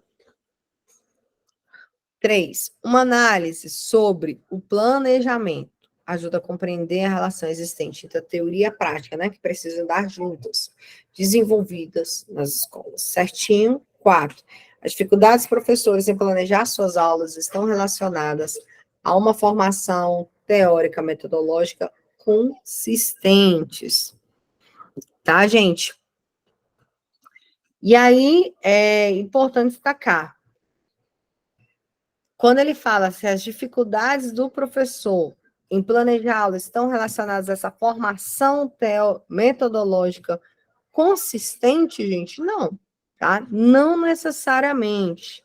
Porque ele está querendo dizer o seguinte, olha, o professor ele tem a formação teórica metodológica consistente, logo, por isso que ele tem as dificuldades, tá? Na verdade, isso vai depender muito da prática, do contexto social, da quantidade aí, digamos, quanto mais o professor tiver informação, logo essas dificuldades serão diminuídas, mas eu também não posso assegurar que isso vai ocorrer sempre, porque depende também muito do ambiente educacional que esse professor está inserido, o tipo da população, o tipo da comunidade, beleza? Então, logo, letra B, 36. Quadrex 223, Prefeitura Municipal de Alto Paraíso, Goiás, professor pedagogo, e ele traz o seguinte: quanto ao planejamento de ensino, julgo os próximos itens. Como estratégia de política cultural, planejamento caracteriza-se como uma prática que questiona, de forma hipercrítica, os discursos culturais. Agora já acabou com tudo. Hipercrítica a gente já descarta. 2. Em uma perspectiva tradicional, o planejamento de ensino confere maior eficiência às atividades educacionais, visando alcance de metas estabelecidas em determinado prazo. Tá, galera? 3. A perspectiva crítico-dialética. Gente, o que é dialética? A arte do discurso, a vertente da transformação, do planejamento adota o diálogo, tá? Como estratégia de mudança da educação escolar, valorizando a participação, poder coletivo, a formação da consciência crítica, a partir da reflexão sobre a prática transformadora. Certinho? 4. Quando o planejamento de ensino é um roteiro aplicado a qualquer realidade, um guia sempre retomado, servindo para anos e anos. Acabou. Galera, ele é sempre, né, aí, revisitado, mas ele precisa o quê, gente? Ser condiz com a realidade. A realidade não é a mesma ao longo dos anos, tá? Errado, 2 aqui, que faltou dar gabarito para vocês, né? 2 está certo aqui, ó. Uma perspectiva tradicional, planejamento de ensino confere maior eficiência às atividades educacionais usando alcance de metas, né? Na tradicional, sim, tá? E tem um prazo para se cumprir. Então, logo, letra C, 2 alternativas corretas, 37. Quadrix 223, Prefeitura Municipal de Alto Paraíso, professor pedagogo, a respeito da intencionalidade pedagógica, assinale a incorreta. Vamos lá. É toda ação consciente do educador, planejada e executada, visando atender às necessidades do aluno no espaço onde ocorre o processo de ensino-aprendizagem. Tá, gente? Faz parte, né? Ele quer errada, certinho, envolve atitude, postura, domínio do educador, de determinadas habilidades de ensino capaz de levar o participante do processo a aprender, certo? Contrato firmado, em que ensina e que aprende. Ponto de partida é o aluno. Principal a todo o processo de ensino-aprendizagem, ok? Letra D. Ok, D.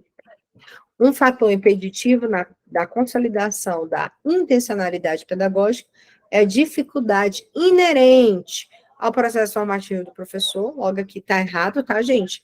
Isso aqui não condiz com a intencionalidade pedagógica. Intencionalidade pedagógica, né, é o fazer acontecer. É a aula, de fato, né? Todas as ações pedagógicas que o professor tiver planejado, que elas ocorram. Beleza? Então, logo, letra D. Letra E, uso de tecnologias em sala de aula, pressupõe que o professor conheça as novas possibilidades de ensinar que possam favorecer uma educação acessível e integrada, beleza? Então, 37, aí, letra D. Opa.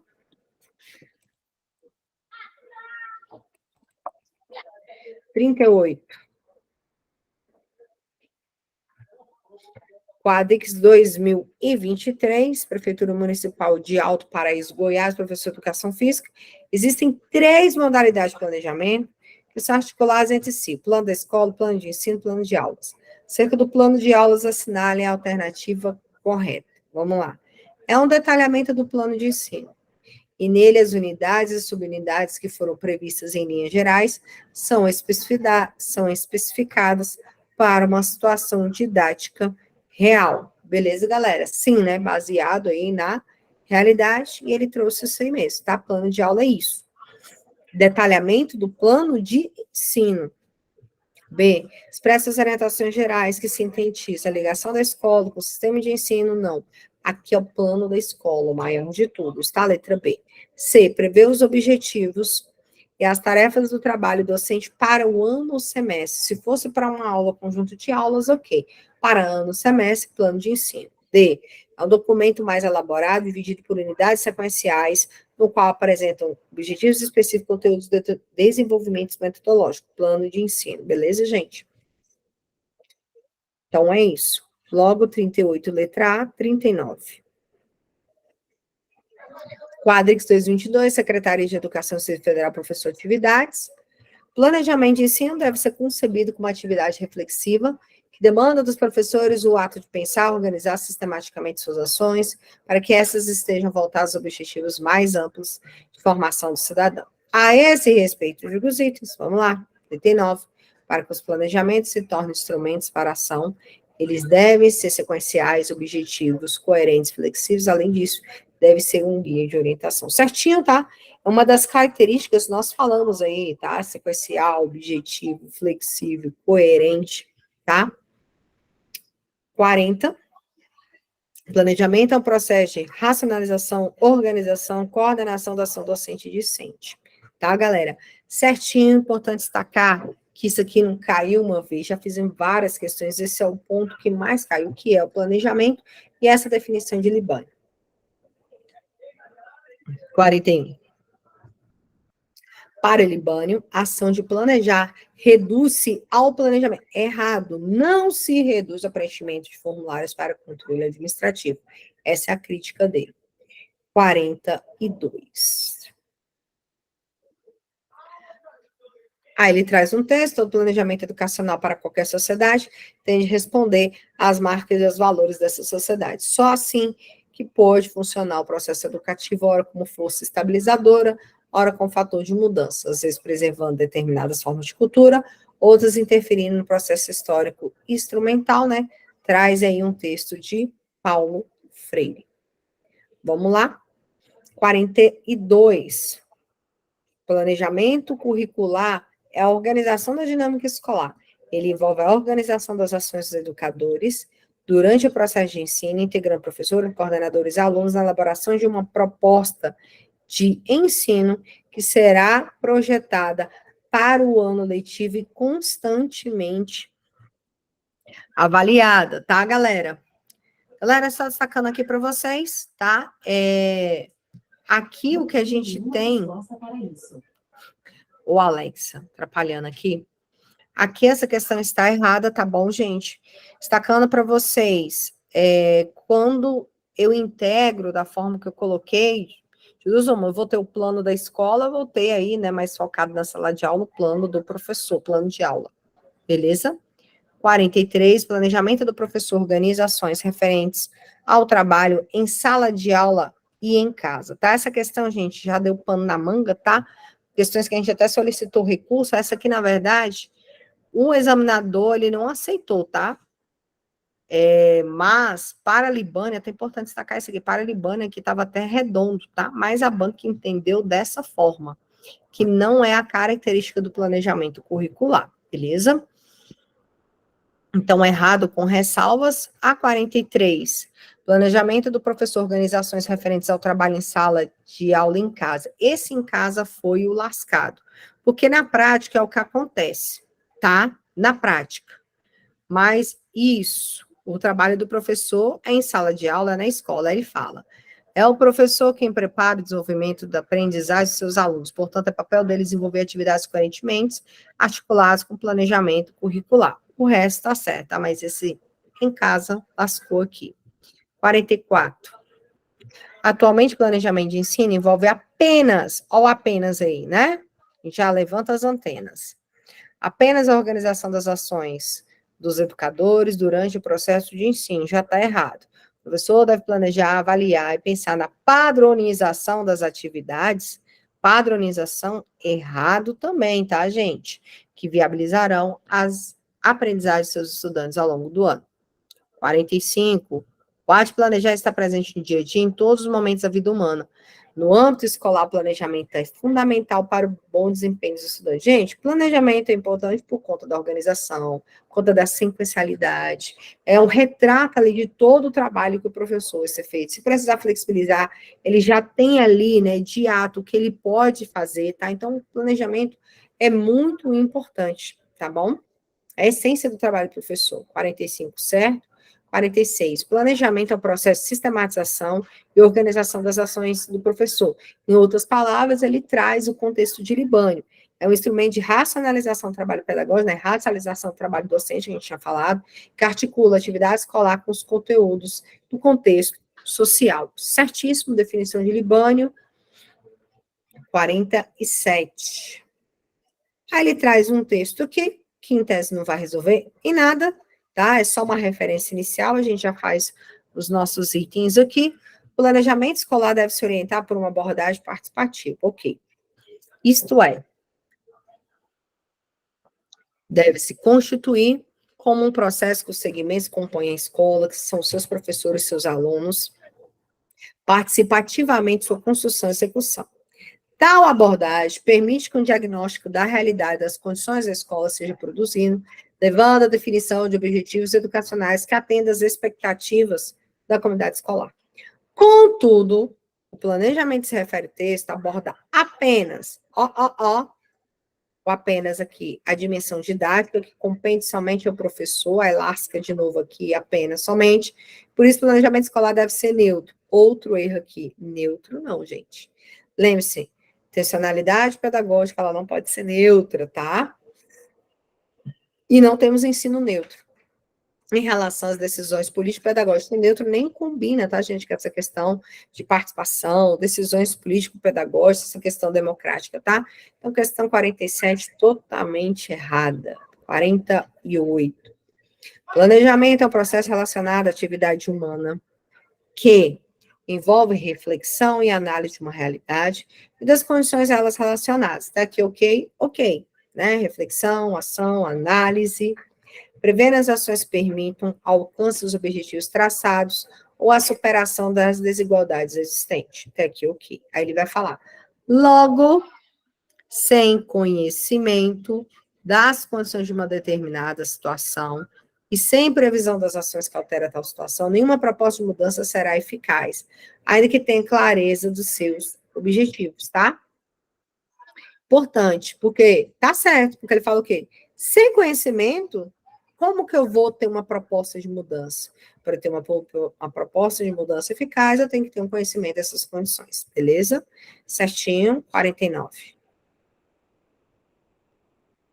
A ideia central do texto explicita uma compreensão regulatória do planejamento no campo das práticas educativas. Né? Enfim, o texto vai falar sobre planejamento mesmo.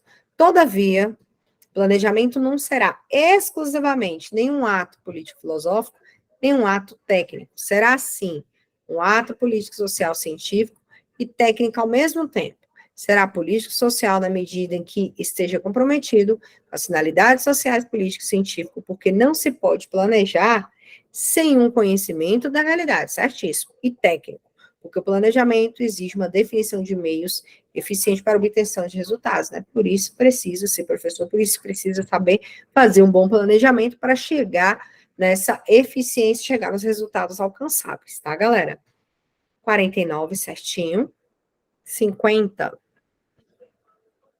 Vamos lá. 50. Quadrix 2021, Prefeitura Municipal de Canaã dos Carajás, Pará, pedagogo. Em relação à distinção entre planejamento e plano, assinale a alternativa correta. Vamos lá. Questão boa. O plano tem a função de nortear o funcionamento da escola durante todo o ano letivo, enquanto o planejamento diz respeito às ações cotidianas tomadas pelo educador para a execução da aula. Ao contrário, o plano, as ações cotidianas tomadas pelo educador, na execução da aula, planejamento, função de nortear o funcionamento da escola durante todo o ano letivo, tá? B. Planejamento é a sequência do que será desenvolvido em um dia letivo. O plano necessita da participação, ao contrário, tá, gente? O plano que será desenvolvido no dia letivo planejamento necessita a participação em conjunto da comunidade escolar para sua concretização. C. Planejamento escolar deve ser guiado pela BNCC, isentando dessa forma a escola de elaboração de projetos autônomos. Errado, lembre-se. Ter uma referência nacional, falei isso, para depois fazer o plano. Beleza? Então, C, errado. D. Plano educacional envolve a organização das ações dos educadores durante o processo de ensino, integrando professores, coordenadores e alunos na elaboração de uma proposta de ensino, que será projetada para o ano letivo e constantemente avaliada, enquanto planejamento é um instrumento que sistematiza as ações escolares no espaço físico da aprendizagem. Galera, aí a gente entende o seguinte, que, na verdade, é a mesma troca aqui, tá? Aqui é o plano educacional que traz aí, né, as avaliações das aprendizagens, planejamento envolve todas essas ações durante o processo de ensino, integrando a todos, tá? Conforme eu já tinha falado anteriormente. E letra E, o planejamento é uma tomada de decisão sistematizada. O que é sistematizada? Organizada, sequenciada, racionalmente organizada sobre a educação, o educando, o ensino, o educador, as matérias, as disciplinas, os conteúdos, os métodos, as técnicas de ensino, a organização administrativa da escola e a comunidade escolar.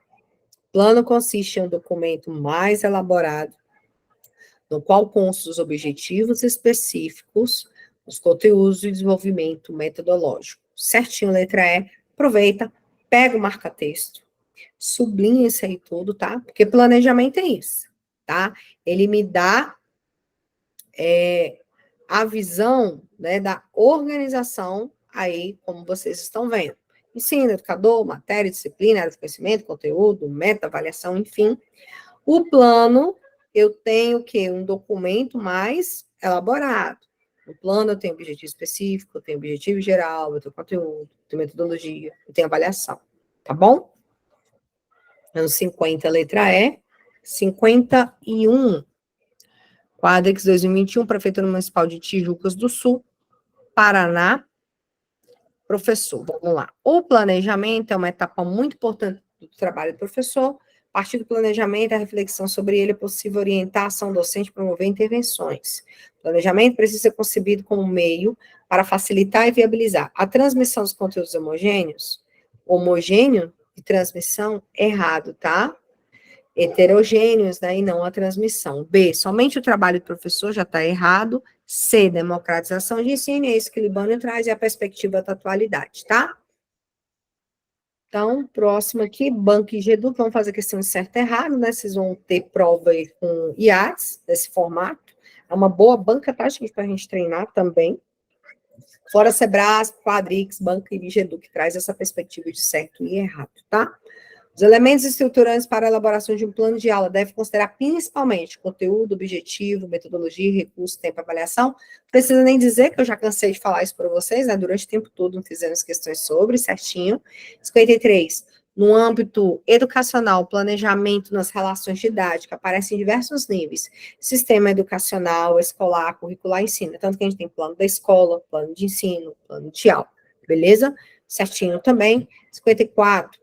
A educação modela as pessoas ao modelamento. Já não gostei. O objetivo de transmitir conhecimento. Já acabou com tudo, beleza? Nem transmitir conhecimento, a gente já fez questões falando até sobre isso, tá? 55. Plano de aula, previsão do desenvolvimento do conteúdo para uma aula ou conjunto de aulas.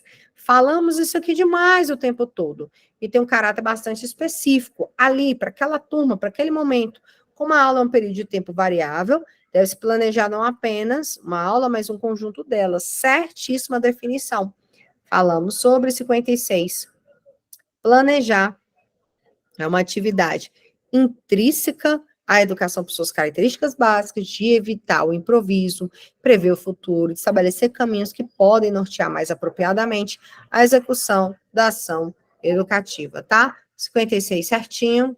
57. O plano de ensino deve apresentar uma sequência coerente e compreender os elementos necessários para o processo de ensino-aprendizagem.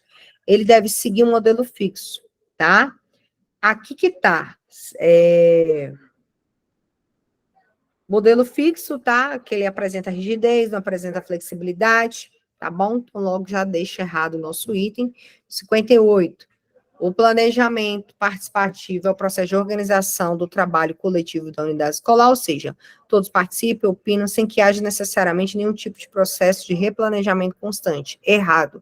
Replanejamento sempre, tá? Pois as intercorrências que acontecem na escola não podem ser previstas. Sim, não pode ser, mas replanejamento, por isso que é flexível, por isso é a participação de todos, tá? Por isso que é coerente, tem uma sequência lógica. Próximo.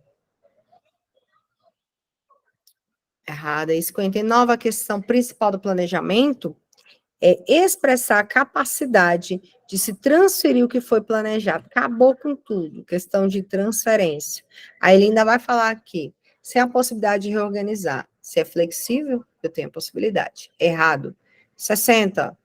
O planejamento operacional é responsável por definir rumo a ser seguido por uma organização, visando otimizar sua relação com o ambiente onde ela se encontra e alcançar os objetivos de longo prazo. Galera, operacional é curto prazo, tá?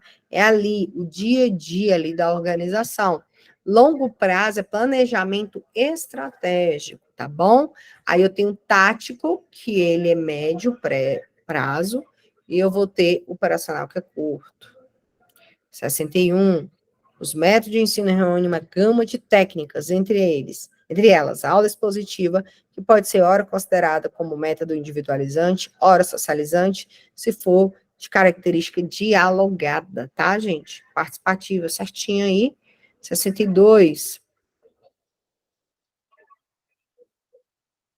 O planejamento diário deve considerar o ambiente externo como ponto de partida para a definição de objetivos e metas, sem aceitar que o futuro represente necessariamente uma evolução do passado, sem aceitar, lascou aqui. Podendo apresentar descontinuidades? Gente, se o planejamento é diário, é mais difícil acontecer uma descontinuidade, tá? Mas fácil que tenha o quê? Uma continuação. 62 errado, 63, o planejamento e a gestão agem como ferramentas potentes para a mudança no ambiente escolar e permitem o envolvimento de diferentes partes interessadas para a construção social do ensino, de fato. E nessa perspectiva traz, né, na verdade, uma questão sobre gestão, planejamento em conjunto, traz uma perspectiva de transformação do ambiente escolar, traz uma perspectiva de participação de todos os entes, tá? Certinho? 64.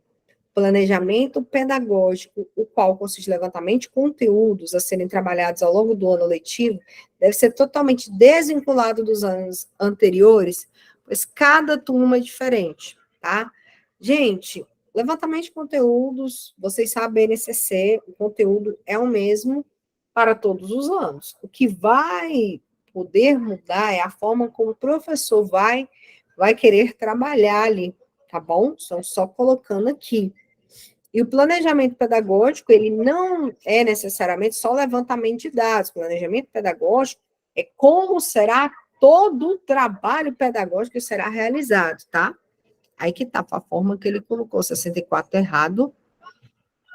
Beleza? E aí, a gente fecha aqui. Questão de planejamento. Deixa eu abrir aqui.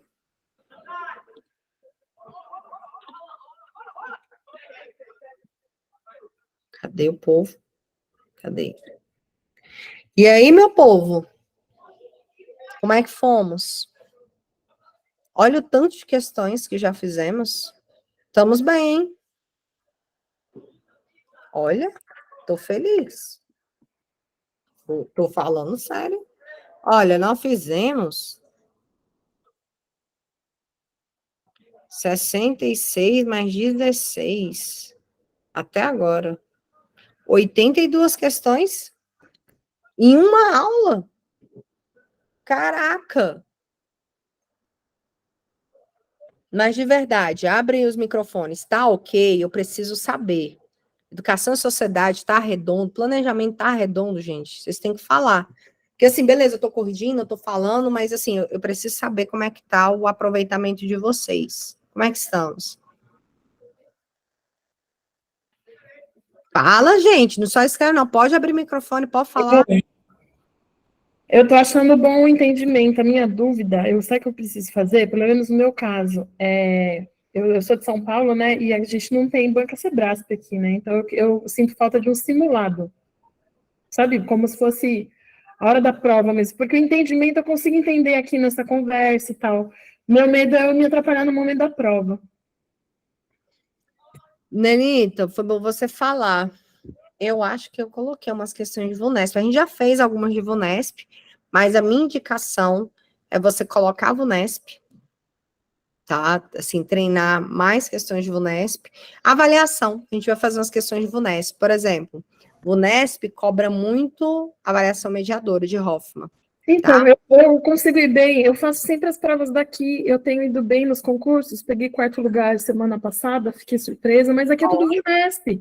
E eu sou de educação física, então, assim, aqui eu vou muito bem na parte de legislação educacional porque eu gosto.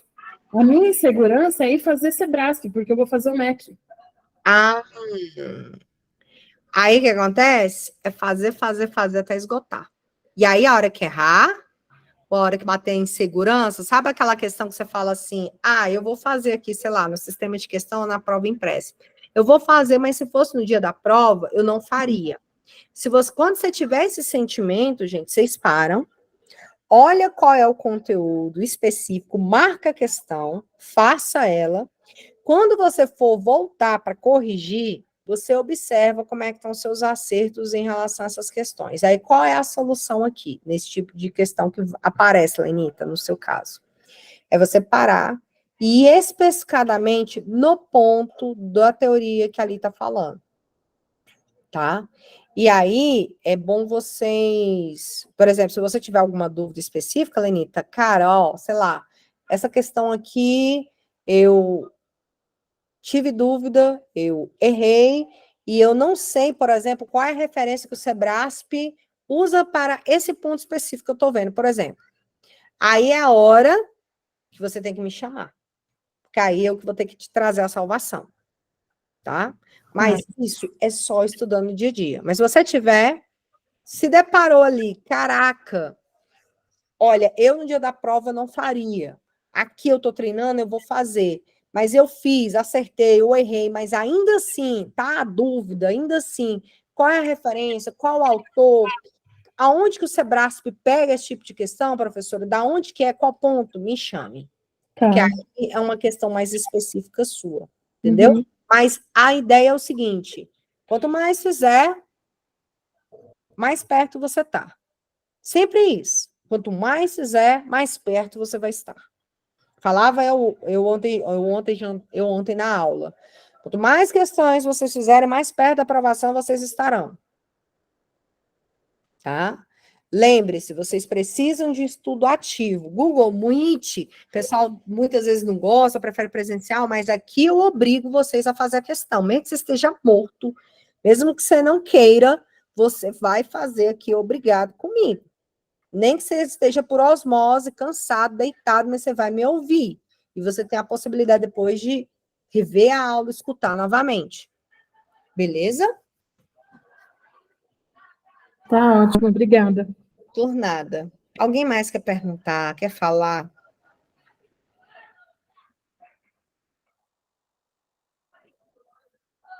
Ninguém? Não, não vou mandar vocês embora, não. Nem vem. Tem mais questão aí. A gente fez muita, mas dá para fazer mais. Deixa eu ver aqui. O César, ele mandou para vocês, né, material. Deixa eu ver como é que ele mandou aqui.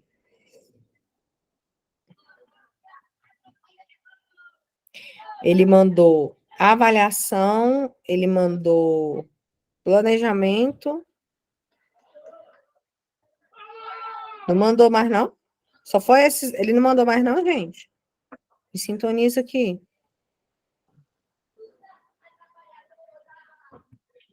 Gente, me sintoniza aqui. Não, foram esses mesmos, pronto. Ó!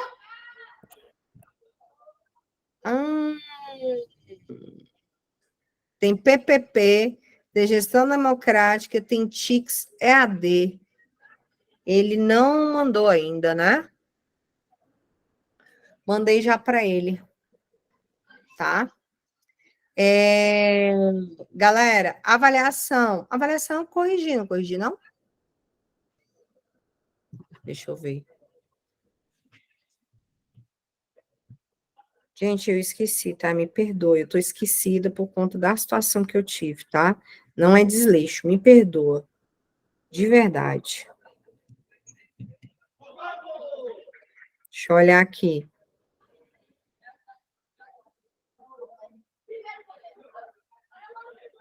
Planejamento a gente fez tudo. Educação e sociedade eu tava devendo, eu fiz tudo.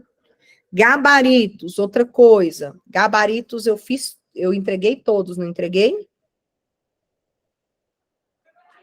Fala comigo aqui, por Vou favor. sim, então. Entreguei, não entreguei? Não tem nenhum que eu tô devendo, não, né? Porque assim, a gente fez as aulas, mas às vezes o aluno quer só o gabarito, às vezes, enfim, eu postei todos, não postei? Sim? Ó, vou fazer o seguinte. Vou encerrar essa aula aqui, tá? Até parar de gravar. Na próxima aula, que é ainda hoje, vou dar 15 minutos para vocês descansarem, esticarem. A gente vai vir com a avaliação para eu fechar a avaliação, tá? A outra aula, e aí fecha essa outra aula, beleza? Ok? Sim ou não? Fala comigo. Gente, fala.